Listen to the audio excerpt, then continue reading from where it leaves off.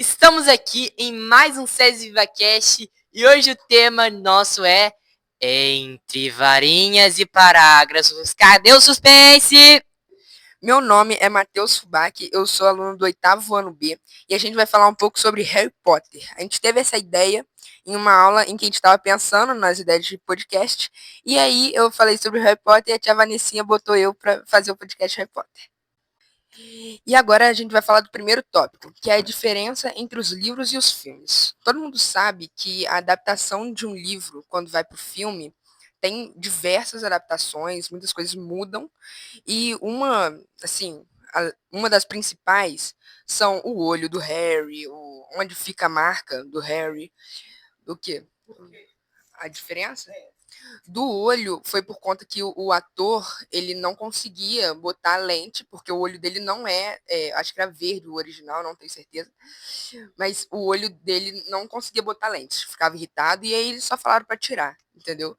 Até o dente, né, da Hermione, que a atora, a Emma Watson, não conseguiu usar o negócio, não acharam que ia ficar bom, porque o dente dela no livro é torto.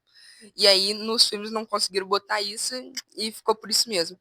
E outras diversas diferenças, como no torneio Tribruxo, as escolas que vêm para Hogwarts para competir, elas nos filmes são escolas de um gênero único. Uma lá é só de homens, a outra é só de mulheres, que não tem no livro. Isso foi uma completa adaptação para os filmes. Caraca, Rubac, que interessante. Mas e daí? Essas escolas eram unificadas por quê? Só menino, não só menina? Por que que elas eram assim? Olha, sinceramente eu não sei te responder exatamente. Acredito que na hora da adaptação, nos livros não é falar tipo o nome de todos os alunos da escola, só falava os principais. E às vezes por conta de nos livros de uma escola só falar um ou outro ator, um personagem, desculpa, que eram homens e no outro só falar mulheres, acabaram que nos filmes eles adaptaram completamente, deixando uma escola só de homens e outra só de mulheres. A Maria do sexto ano e eu vou acrescentar a essa conversa mais um tópico que é a especificação da ficção, como por exemplo quadribol, que é um jogo inventado pelos bruxos que eles voam em cima de vassouras. Mas para explicar melhor esse jogo, eu vou voltar para o Rubac. Então, o quadribol, ele funciona dessa seguinte maneira. A gente vai ter um campo oval e de cada lado a gente vai ter 3 argolas em diferentes alturas que vão estar no ar, suspendidas no ar. E em cada time a gente vai ter a parte principal do jogo, que é os goleiros e os artilheiros.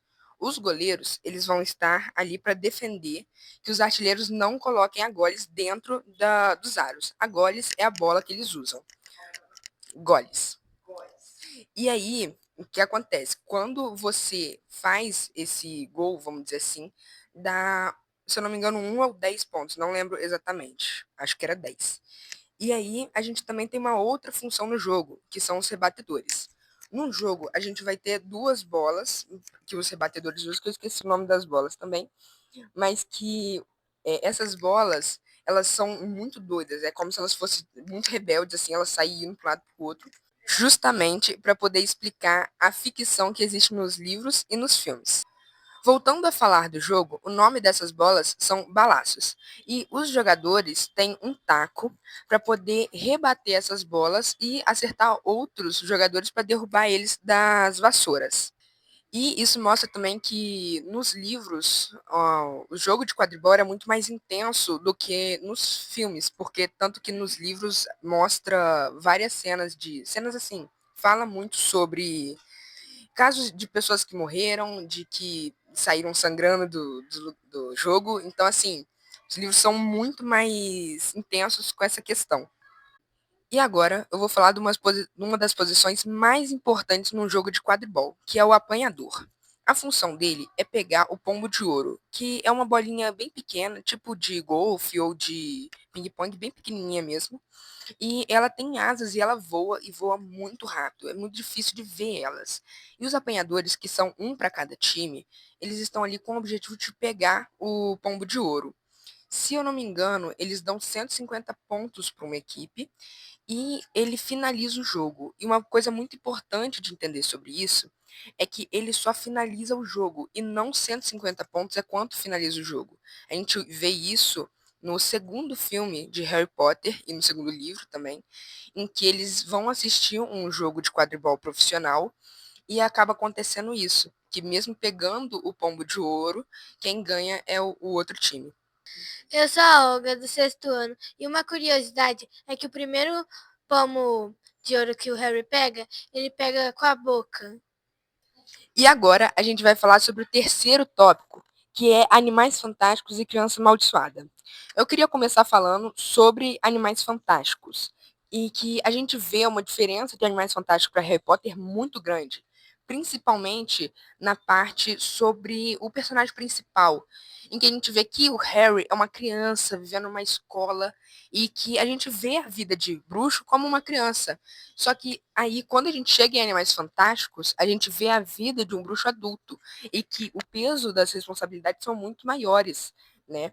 E em Animais Fantásticos tem algumas coisas muito importantes para a gente ver, que é principalmente a diferença dos países, como que os países bruxos são. A primeira parte disso é que o mundo bruxo e o mundo trouxa tem uma diferença, onde eles vivem, né? O mundo bruxo, ele é tipo um mundo paralelo ao dos trouxas.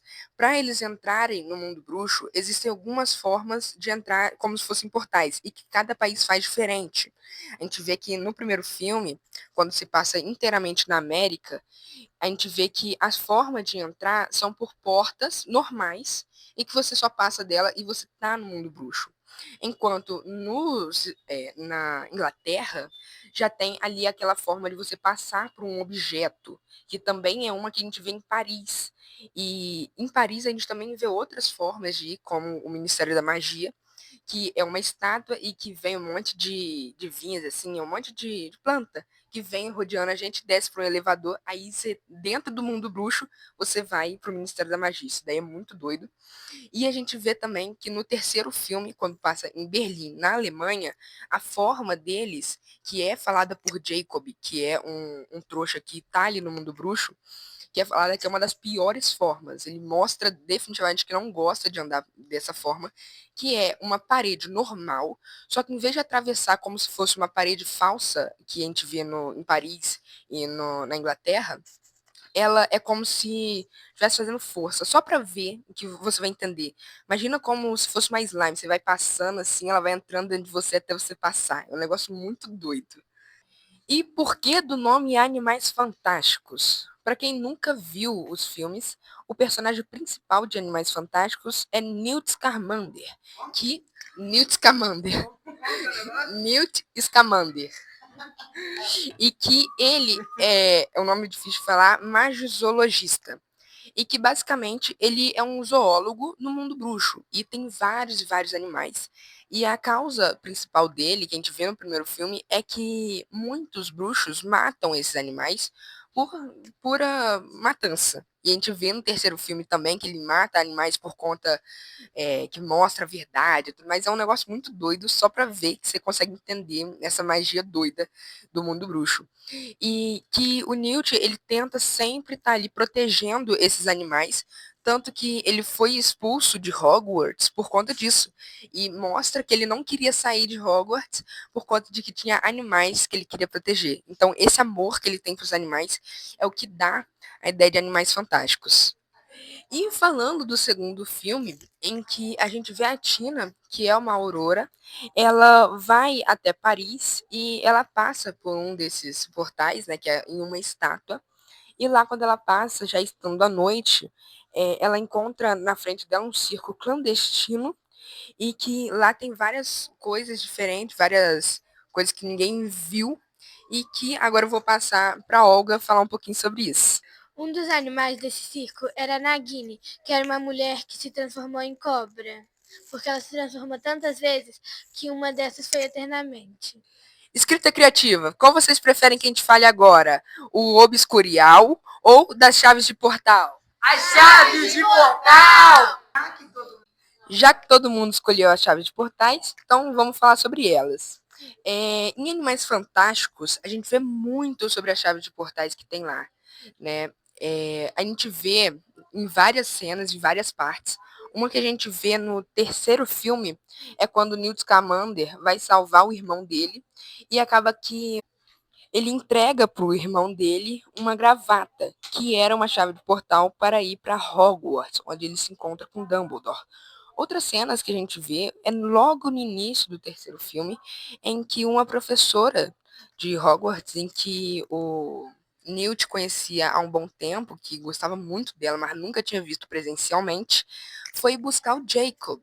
E ela mesmo pega ali e faz meio que essa chave de portal e com vários papéis rodeando eles e vai. Tanto que o Jacob, ele odeia também a chave de portal para qualquer lugar. A gente vê também no segundo filme que o Newt estava proibido pelo Ministério da Magia de poder viajar internacionalmente. Então, para ele poder fazer isso sem o Ministério da Magia ver, ele faz de uma forma ilegal, com um tipo de um balde, e ele vai lá e junto com Jacob para Paris desta forma. E uma forma também muito legal que a gente vê no terceiro filme de viajar é que quando eles estavam precisando ver as eleições lá no terceiro filme, porque Grindelwald podia se candidatar, que ele tinha sido absolvido pelos seus crimes, eles vão para a sala precisa de Hogwarts e lá eles viajam através de tipo um negócio que ele gira assim, você pula naquilo e gira junto e vai para esse lugar. É um negócio doido, não dá nem para explicar direito. E agora, para finalizar finalmente o terceiro tópico, vamos falar sobre Crianças Amaldiçoadas. E que a gente vai ter, né, o filme que será lançado ano que vem. Mas a gente já tem uma noção do que é Criança Amaldiçoada.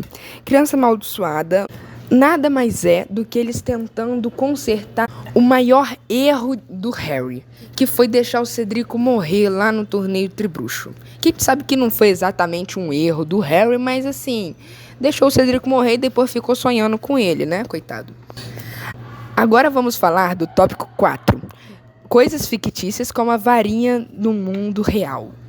Eu sou a Maria e eu vou falar que uma das varinhas mais importantes da história de Harry Potter é de Voldemort e Harry, que eram irmãs e não podiam se destruir. Agora eu vou passar para a Júlia, que vai explicar as Relíquias da Morte. Agora vamos falar sobre as relíquias, uma das mais importantes no mundo de Harry Potter, que são as Relíquias da Morte, que são, o símbolo delas é um triângulo, dentro desse triângulo há um círculo e um risco que divide no meio. Esse triângulo representa a capa da invisibilidade, que é capaz de se esconder até da morte. O círculo representa a Pedra Filosofal, que tem muitos poderes. E esse risco representa a Varinha das Varinhas, imbatível. Ops, me confundi. Não é a Pedra Filosofal, é a Pedra da Ressurreição. Isso é muito importante, hein? Não esqueçam.